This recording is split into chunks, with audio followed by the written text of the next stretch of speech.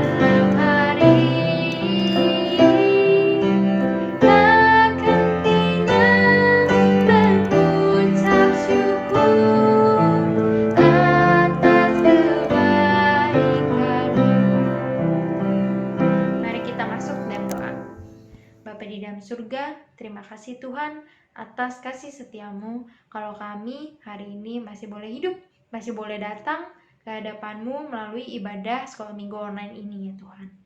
Ya Tuhan, terima kasih Tuhan atas berkat-Mu sepanjang tahun ini, Engkau telah memelihara kami, dan juga terima kasih Tuhan, Engkau telah menjaga keluarga kami, dan Engkau tetap masih memperbolehkan kami untuk datang kepadamu walaupun hanya sebatas online. Terima kasih Tuhan, biarlah Engkau pimpin ibadah kami pada hari ini agar kami dapat mendengarkan firman Tuhan dengan baik.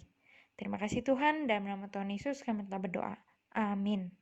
Adik-adik, Tuhan sudah datang dan kita sudah merayakan kedatangan Tuhan pada tanggal 25 kemarin. Nah, adik-adik, Tuhan itu begitu luar biasa karena dia rela datang ke dalam dunia ini, turun dalam dunia ini karena kita, orang yang berdosa. Dan Allah itu selalu menganggap kalau kita adalah anak-anaknya yang istimewa. Maka dari itu kita mau tetap dengan tetap bangkit berdiri, kita mau naikkan pujian, Aku Istimewa.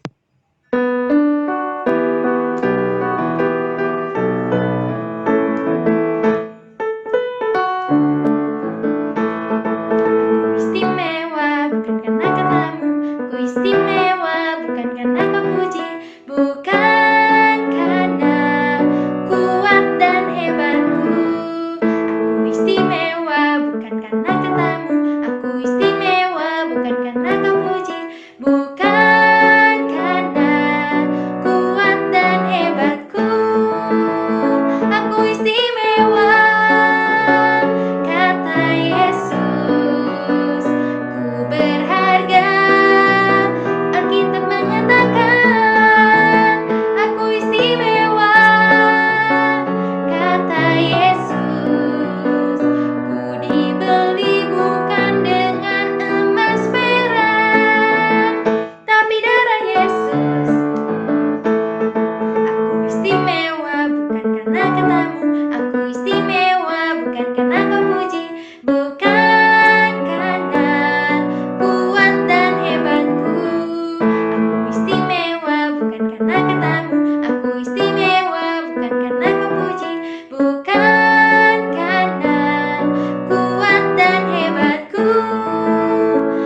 istimewa, kata Yesus. Ku berharga, Alkitab mengatakan aku istimewa, kata Yesus. Ku dibeli bukan dengan emas perak, tapi darah Yesus. Karena begitu istimewanya kita di mata Allah, Allah mengutus anaknya satu-satunya, Tuhan Yesus, untuk turun dalam dunia ini dan mengambil rupa sebagai seorang manusia, yang pada akhirnya dia akan mati di atas kayu salib untuk menyelamatkan kita, manusia-manusia yang berdosa. Adik-adik, Lause hari ini mau ajak kita untuk ingat pengorbanan Tuhan di atas kayu salib.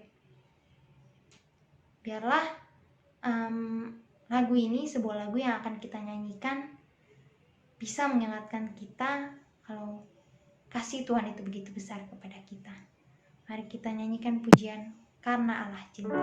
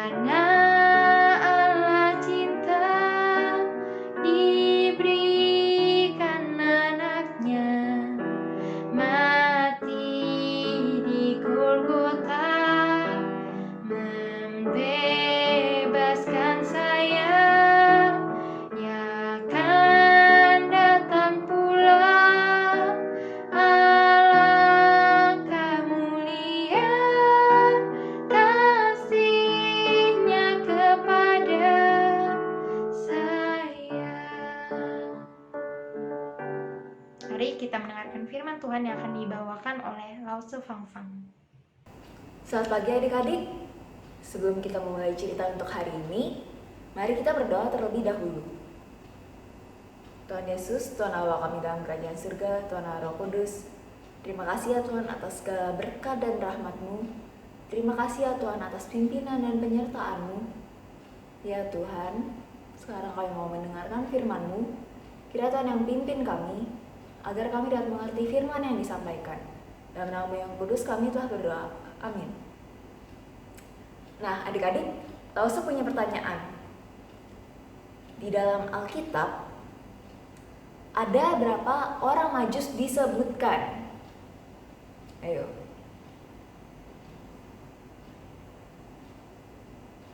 Siapa yang jawab 3? Ayo ngaku. Kalau adik-adik jawab 3, itu salah. Karena di Alkitab itu tidak pernah disebutkan ada berapa orang Majus. Hanya disebutkan orang-orang Majus. Jadi kita tidak tahu jumlahnya ada berapa. Nah, adik-adik, Lause ingin bercerita tentang orang Majus. Siapa sih orang Majus itu? Orang Majus itu mereka tinggal di timur. Mereka jauh dari Israel. Mereka tidak mengenal Tuhan. Mereka orang-orang yang mempelajari bintang-bintang. Mereka mempelajari pergerakan planet dan benda-benda langit. Lalu pada suatu ketika mereka mengamati langit, muncul suatu bintang. Bintang itu aneh. Dia tidak bergerak seperti bintang-bintang yang lainnya. Bintang-bintang itu bintang itu bukanlah fenomena alam. Dari bintang itu mereka tahu bahwa juru selamat telah lahir, seorang raja telah lahir. Lalu mereka mengikuti bintang itu pergi ke Yerusalem. Sesampainya di Yerusalem, mereka bertanya-tanya pada orang-orang, di manakah raja yang baru lahir itu? Itu terdengar oleh Raja Herodes. Ketika mendengar itu, Raja Herodes dan bangsa Israel kaget. Semuanya kaget. Lalu Raja Herodes memanggil imam-imam orang Israel. Ditanya tentang raja yang akan lahir itu. Siapa dia? Nah, imam-imam menjawab, itu sudah ada di kitab para nabi. Tertulis bahwa dia akan lahir di Bethlehem. Dibilang dari Bethlehem akan bangkit seorang pemimpin yang akan menggembalakan umat Tuhan Israel. Lalu bagaimana reaksi Herodes? Herodes tidak senang adik-adik. Herodes marah. Adik-adik tahu kenapa? Karena seorang pemimpin telah lahir. Seseorang yang akan membawa bangsa Israel. Sementara Herodes adalah seorang raja. Kedudukan dia sebagai seorang raja terancam. Dia sangat mencintai kekuasaannya sebagai seorang raja. Dia bahkan membunuh istrinya, anak-anaknya, dan saudara-saudaranya agar kedudukan dia tetap aman, agar dia tetap bisa menjadi raja. Lalu setelah itu Herodes diam-diam memanggil orang Majus. Sini. Dibilang raja yang akan lahir itu ada di Bethlehem. Nanti kalau kamu udah ketemu sama raja itu, kembali ke sini ya, ketemu aku Herodes. Aku juga mau datang dan menyembah dia. Lalu orang Majus pergi, orang Majus mengikuti bintang itu, dan tibalah dia di mana? Bukan di kandang ya adik-adik. Dia tiba di rumahnya Maria, rumah Yusuf, rumah Tuhan Yesus. Pada waktu bertemu dengan Tuhan Yesus sudah berumur sekitar 2 tahun. Nah, lalu ketika mereka melihat Maria dan Yesus, mereka sujud menyembah Yesus. Mereka menyembah Yesus, bukan menyembah Maria. Mereka menyembah Yesus. Adik-adik bayangin, Tuhan Yesus itu tidak kaya. Tuhan Yesus itu miskin. Ayahnya hanya seorang tukang kayu. Nah, lalu orang-orang Majus ini adalah orang-orang terdidik, orang-orang terpelajar. Mereka datang melihat rumah kecil, melihat anak kecil, dan mereka menyembah anak itu. Lalu mereka memberikan persembahan yang terbaik. Mereka memberikan emas, kemenyan, dan mur. Ketiga barang ini tidak murah adik-adik. Tapi mereka percaya bahwa dia adalah raja.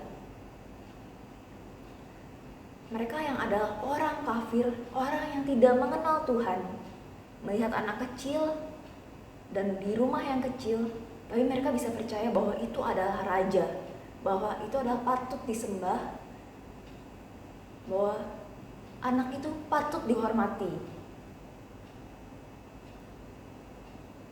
Lalu setelah itu ketika mereka pulang, mereka mendapat berita dari mimpi. Dibilang untuk pergi melewati jalan lain. Jangan kembali kepada Herodes. Maka mereka mengikuti berita itu, mereka pulang melewati jalan lain, dan Yusuf pun mendapat mimpi dari malaikat Tuhan. Dia diminta untuk pergi membawa Yesus dan Maria pergi daripada tanah Israel. Kenapa adik-adik? Kenapa mereka harus pergi?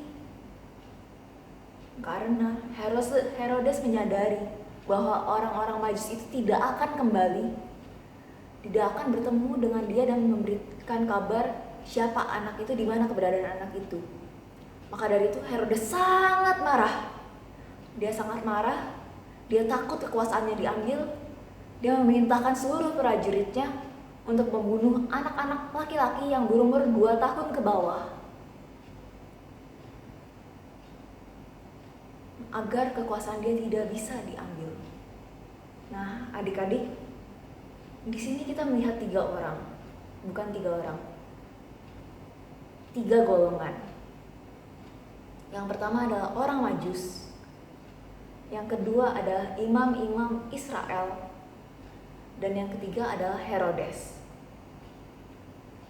Orang Majus adalah orang kafir. Mereka tidak mengenal Tuhan. Mereka tidak tahu firman Tuhan. Tapi mereka menerima panggilan Tuhan. Mereka menerima berita tentang Tuhan Yesus yang lahir. Dan mereka menyikapi itu dengan baik. Mereka datang dan menyembah dan memberikan persembahan yang terbaik. Lalu kita bisa melihat imam-imam Israel. Imam-imam Israel, mereka mengerti firman Tuhan. Mereka mempelajari firman Tuhan. Tapi bagaimana respon mereka tentang kelahiran Tuhan Yesus? Mereka bahkan tidak sadar. Mereka tidak peduli dengan kelahiran Yesus. Lalu kita melihat dari Herodes. Herodes ketika dia mendengar berita kelahiran seorang raja, dia marah, dia membenci. Nah, dari 3 golongan ini, kita mau seperti apa? Kita mau mencontoh siapa? Kita mau taat, mau percaya pada Tuhan seperti orang Majus, atau kita mau tidak mempedulikan panggilan Tuhan seperti imam-imam, atau kita mau melawan Tuhan seperti Herodes? Adik-adik bisa pilih sendiri. Jika adik-adik benar-benar mencintai Tuhan, maka adik-adik pasti akan mau taat. Adik-adik pasti mau mendengarkan Tuhan dan melakukan firman-firman-Nya. Bagaimana melakukan firman Tuhan? Itu kan sudah lalu. Nah, adik-adik, kita terapkan ke dalam kehidupan kita sekarang. Seperti jangan berbohong, bagaimana sikap kita menghadap Tuhan. Orang Majus memberikan persembahan yang baik menghadap Tuhan. Lalu kita selagi ibadah online ini, gimana sikap kita? Apakah kita ibadah sambil tiduran, sambil makan dan minum? Apakah sikap itu pantas di hadapan Tuhan? Dan bisa juga ketika kita sekolah online. Sekolah online, kita mau taat sama Tuhan atau tidak? Kita mau tetap jujur atau tidak? Memperhatikan guru? Atau kita cuman ya dengerin guru sambil main, terus pas dikasih tes, dikasih PR, dikasih tugas sambil nyontek. Nah, itu semua adik-adik yang pilih. Tapi kalau adik-adik mencintai Tuhan, maka adik-adik akan taat kepada Tuhan. Jangan bersikap seperti imam-imam ataupun Herodes. Nah, mari kita berdoa. Ya Tuhan Yesus, terima kasih atas segala firman-Mu. Kiranya Tuhan yang pimpin kami, agar kami dapat mengasihi-Mu senantiasa, agar kami dapat menerima panggilan-Mu, dan kami mau taat ya Tuhan seperti orang-orang Majus. Kami mau memberikan yang terbaik kepadamu. Kiranya Tuhan yang pimpin kehidupan kami ini. Dalam nama yang kudus kami telah berdoa. Amin. Adik-adik, langsung undang kita untuk bangkit berdiri dengan sikap hormat bersama dengan gereja di segala abad dan tempat. Mari kita mengikrarkan pengakuan iman rasuli. Pengakuan iman rasuli. Aku percaya kepada Allah, Bapa yang Maha Kuasa, Khalik langit dan bumi, dan kepada Yesus Kristus, anaknya yang tunggal Tuhan kita, yang dikandung daripada Roh Kudus, lahir dari anak darah Maria, yang menderita sengsara di bawah pemerintahan Pontius Pilatus, disalibkan, mati dan dikuburkan, turun ke dalam kerajaan maut. Pada hari yang ketiga, bangkit pula dari antara orang mati, naik ke sorga, duduk di sebelah kanan Allah, Bapa yang Maha Kuasa. dan dari sana Ia akan datang untuk menghakimi orang yang hidup dan yang mati. Aku percaya kepada Roh Kudus, gereja yang kudus dan am, persekutuan orang kudus, pengampunan dosa, kebangkitan orang mati, dan hidup yang kekal. Amin. Adik-adik, mari kita mempersembahkan sebagian berkat yang Tuhan telah berikan kepada kita melalui orang tua kita, melalui papa mama kita. Yuk, kita mau mempersembahkan persembahan. Bisa dengan 2 cara, yaitu dengan scan QR Code yang ada di layar, dan juga bisa dengan minta tolong papa mama untuk transfer ke rekening gereja GKI Bungur. Mari kita nyanyikan lagu Kasihnya Seperti Sungai. Kasihnya seperti sungai, kasihnya seperti sungai, kasihnya seperti sungai di hatiku.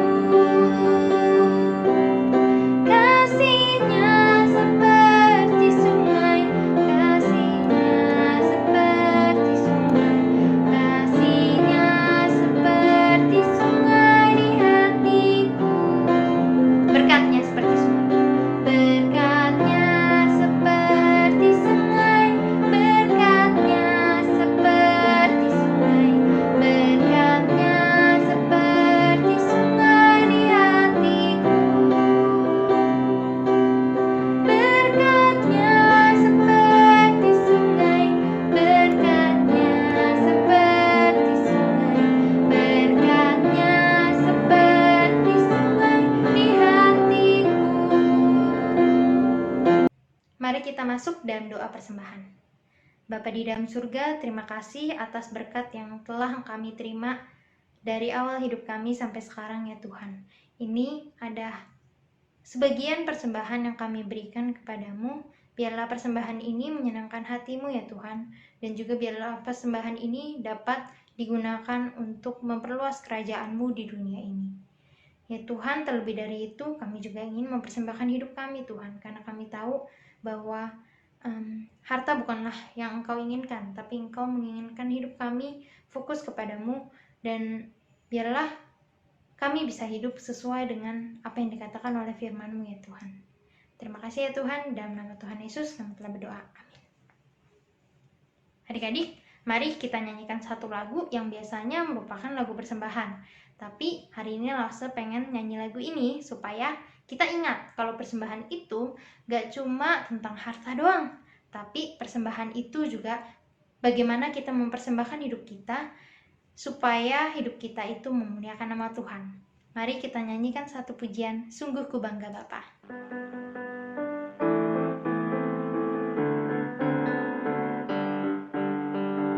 Sungguh ku bangga Bapa, punya Allah seperti Engkau. Sungguh ku bangga Yesus, atas segala pengorbananmu. Tak ingin aku hidup lepas dari kasih-Mu.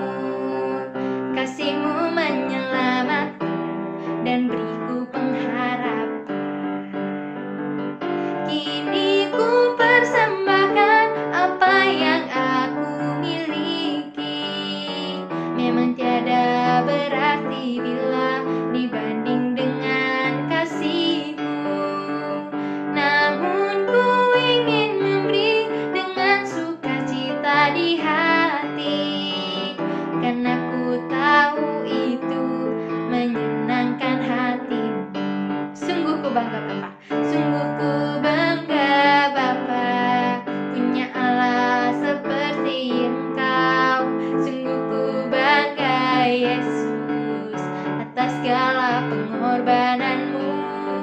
Tak ingin aku hidup lepas dari kasih-Mu. Kasih-Mu menyelamatkan dan beriku pengharapan. Kini ku persembahkan apa yang aku miliki. Memang tiada berarti bila dibanding dengan kasih-Mu. Namun ku ingin memberi dengan sukacita di hati, karena ku tahu itu menyenangkan hati-Mu. Mari kita masuk di dalam doa. Bapa di dalam surga, inilah persembahan kami yang sejati, yaitu hidup kami, tubuh kami. Biarlah Engkau yang menggunakan kami sebagai bait-Mu ya Tuhan, agar kami hidup memuliakan nama-Mu Tuhan. Dari awal kami hidup sampai akhirnya kami bisa setia kepadamu ya Tuhan. Terima kasih ya Tuhan. Sekarang ibadah kami telah berakhir. Biarlah firman yang Engkau berikan melalui Lasef Hangfang hari ini bisa terus kami renungkan sepanjang minggu ini ya Tuhan, bahkan sepanjang hidup kami. Terima kasih Tuhan, di dalam nama Tuhan Yesus kami telah berdoa. Amin. Bapak, terima kasih.